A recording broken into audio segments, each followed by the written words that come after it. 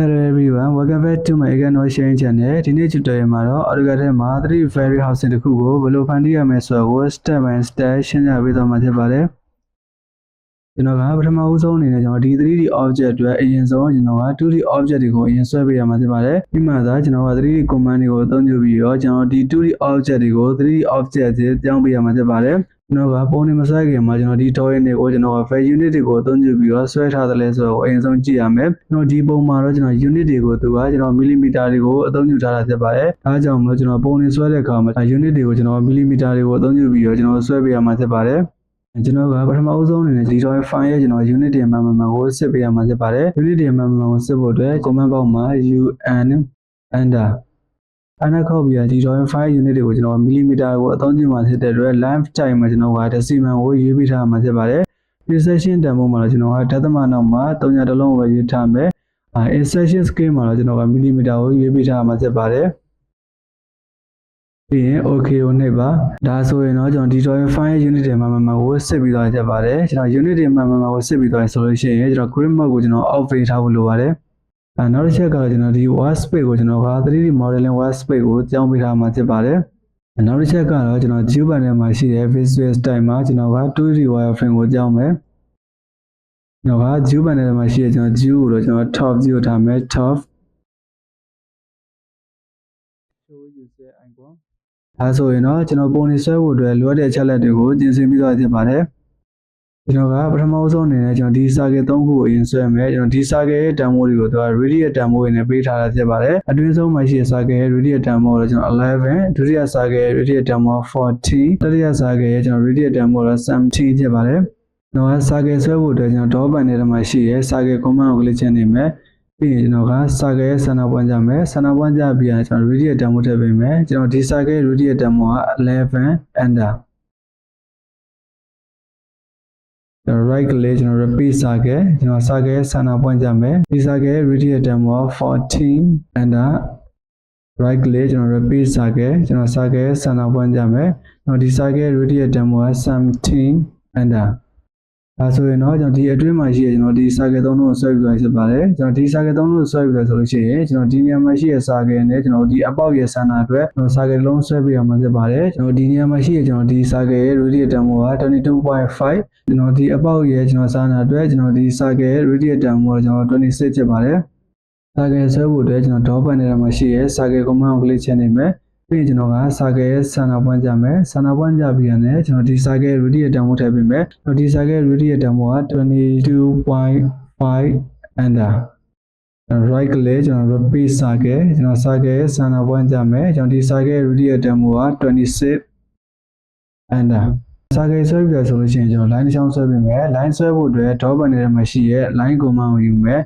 ကျွန်တော် line ရေကျွန်တော် first point ကြမယ် first point ကြပြန်တယ်ကျွန်တော်ဒီ line ကိုကျွန်တော်က45 degree စောင်းပြီးတော့ကျွန်တော်ဆွဲကျင်တာဖြစ်တဲ့အတွက်ကျွန်တော်အောက်က state တဲ့ဘာမှရှိရကျွန်တော် polar trend ကိုကျွန်တော်အုံပေးထားမယ်ပြီးရင်သူ့ဘေးမှာရှိရ down arrow ကို click ချနေမယ် down arrow ကို click ချနေပြီးရင်ကျွန်တော်ဒီနေရာမှာ45 ဘေးမှာကျွန်တော် image လေးကျွန်တော်ချစ်ပေးထားဖို့လိုပါတယ်ပြီးကျွန်တော်ကအပေါ်ဘက်ကိုသွားမယ်ကျွန်တော်တို့ကသူက45 degree ရောက်ပြီဆိုရင် polar triangle line လေးထောက်ပေးတာရဲ့အခုကျွန်တော်လိုချင်တဲ့နေရာပြီဆိုလို့ရှိရင်ကျွန်တော်က click ချမယ် command ထွက်မယ်ဆိုတော့ enterကျွန်တော်ကဒီဆွဲပြတယ်ဆိုလို့ရှိရင်ကျွန်တော်ဒီ line နဲ့ကျွန်တော်ဒီ circle ရဲ့စုံမမှာကျွန်တော် circle နှလုံးဆွဲပြရမှာဖြစ်ပါတယ်ကျွန်တော်ဒီ circle ရဲ့တန်ဖိုးတွေကိုလည်းသူက radius တည်နဲ့ပေးထားတာဖြစ်ပါတယ်အတွင်း circle ရဲ့ radius တန်ဖိုးက 2.5 အပြင် circle ရဲ့ radius တန်ဖိုးက 6 ဖြစ်ပါတယ် circle ဆွဲဖို့အတွက်ကျွန်တော် draw panel ထဲမှာရှိတဲ့ circle command ကို click ချနေမယ်ပြီးရင်ကျွန်တော်က circle ရဲ့ center point ကြမယ် center point ကြပြီးရင်ကျွန်တော်ဒီ circle ရဲ့ radius တန်ဖိုးထည့်ပေးမယ်ကျွန်တော်အတွင်း circle ရဲ့ radius တန်ဖိုးက 2.5 enter right click ကျွန်တော် repeat circle ကျွန်တော် circle ရဲ့ center point ကြပေးမယ်ကျွန်တော်ဒီ circle ရဲ့ radius တန်ဖိုးက 6 enter ကျွန်တော်ဒီ line ရမလို့တော့တဲ့အတွက် line ကို select မယ် select object right click erase ဒီ circle ကိုလည်းကျွန်တော်ချက်ပေးမယ် circle ကို select မယ် select object right click erase ကျွန်တော်က circle ဆွဲပြီးသားဆိုလို့ရှိရင်ကျွန်တော်ဒီ circle ကိုကျွန်တော်က polar array command သုံးပြီးကျွန်တော် array ပွားပေးရမယ်သူ့ရဲ့ကျွန်တော် array အရေအတွက်ကကျွန်တော်4ဖြစ်ပါတယ်ကျွန်တော်က polar array command သုံးဖို့အတွက် modify panel တွေက array frame မှာရှိတဲ့ down arrow ကို click ချနေမယ်ပြီးရင်ကျွန်တော်ကဒီနေရာမှာ polar array command ကို click ချနေမယ်ကျွန်တော် array ပွားခြင်းနဲ့ကျွန်တော် object တွေကို select မှတ်ပေးရမှာဖြစ်ပါတယ် select object enter ခေါက်ပြီးရရင်ကျွန်တော်က array ရဲ့ center point ကြမယ် ကျွန်တော်ကဒီနေရာမှာအရေးအတွက်၄ခုနဲ့ကျွန်တော်က array ပွားချင်တာဖြစ်တဲ့အတွက် item မှာ 4 enter ကျွန်တော်က array ပွားတဲ့အခါမှာကျွန်တော်ဒီနေရာမှာ associate တွေကိုကျွန်တော် off ပေးထားဖို့လိုပါတယ်ပြီးရင် close array target တွေကို array ပွားပြီးတော့ဆိုလို့ရှိရင်မလို့တဲ့ save button ကို tree command ကိုအသုံးပြုပြီးတက်ပြီးမယ် tree command ကိုအသုံးပြုဖို့အတွက် modify button ထဲမှာရှိရဲ tree 2ကို click ချနေမယ်ကျွန်တော်တက်ချင်တဲ့ကျွန်တော် object တွေကို select မှတ်ပြီးမယ် select object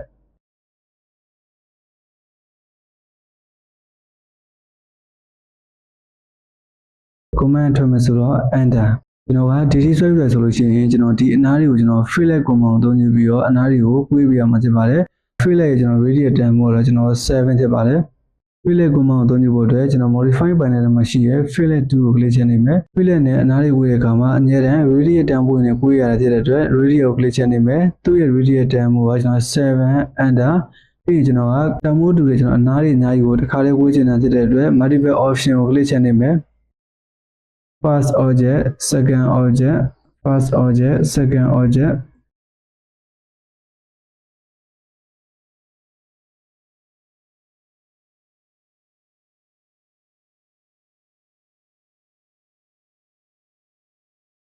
command ထွက်မယ်ဆိုတော့ enter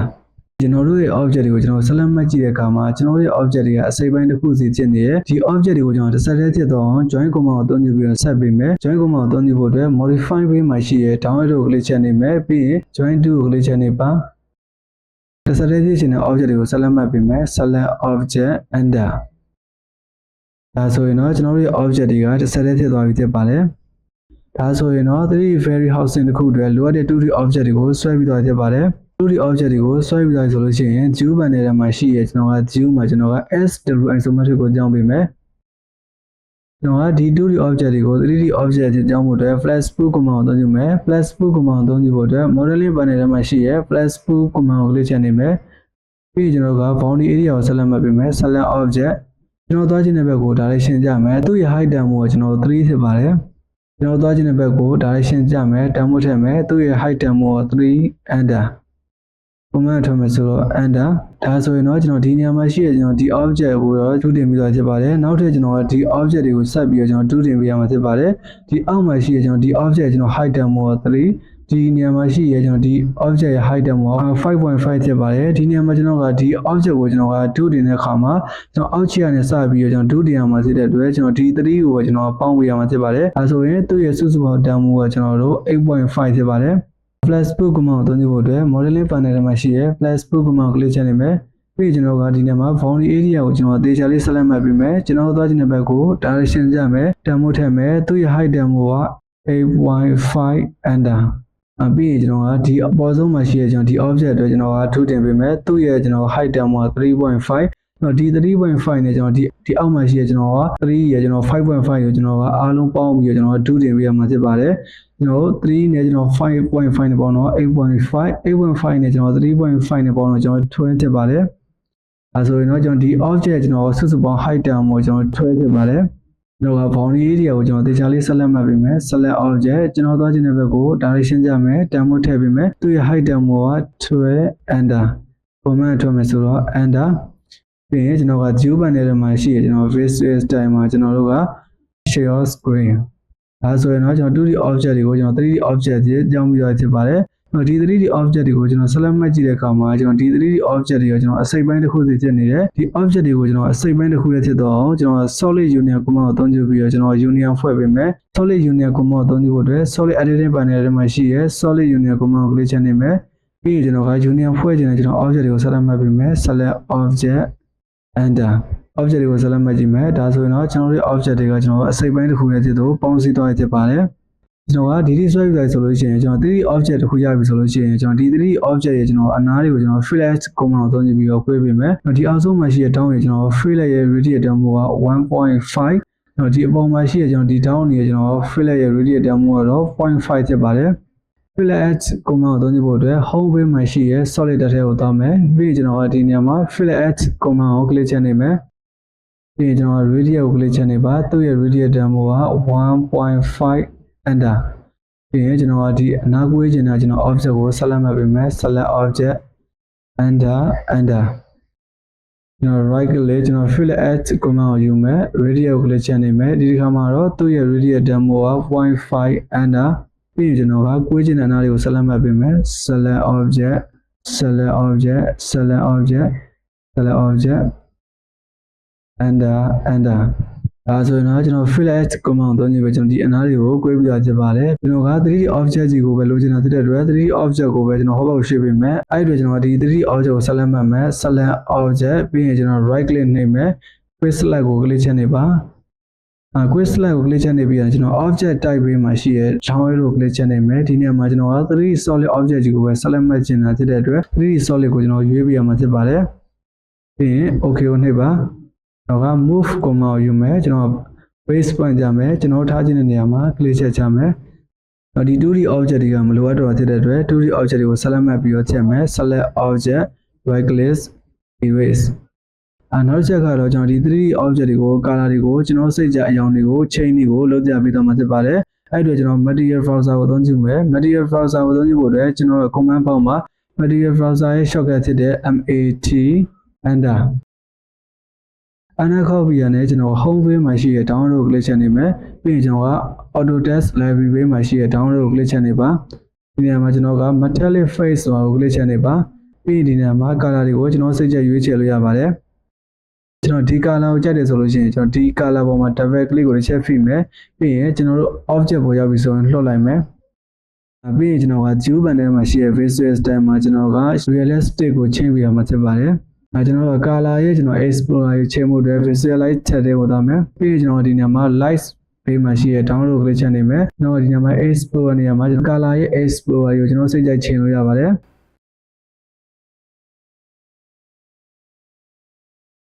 ဒီနေ့သင်ခန်းစာဗီဒီယိုမှာတော့ AutoCAD ထဲမှာ 3D Very Housing တစ်ခုကိုဘယ်လိုဖန်တီးရမလဲဆိုတာကို step by step ရှင်းပြပေးနေတာဖြစ်ပါတယ်ဒီဗီဒီယိုကမိတ်ဆွေတွေအသုံးဝင်တဲ့အကျိုးရှိရဆိုရင်ကျွန်တော် YouTube channel ကို like share subscribe နဲ့တကယ်လို့ဒီဗီဒီယိုမိတ်ဆွေက Facebook ကကြည့်နေဆိုရင်လည်းကျွန်တော်ရဲ့ Facebook page ကို like share နဲ့ follow လုပ်ဖို့မမေ့နဲ့နော် AutoCAD နဲ့ပတ်သက်ပြီးတော့ပဲဖြစ်ဖြစ်သိချင်တာနဲ့လုပ်ပေးစေချင်တဲ့ဗီဒီယိုရှင်းလဲ comment box မှာမှတ်ခဲ့ပါဒီဗီဒီယိုအဆုံးထိအောင်ကြည့်ပြီးတဲ့အတွက်အားလုံးကိုကျေးဇူးတင်ပါတယ်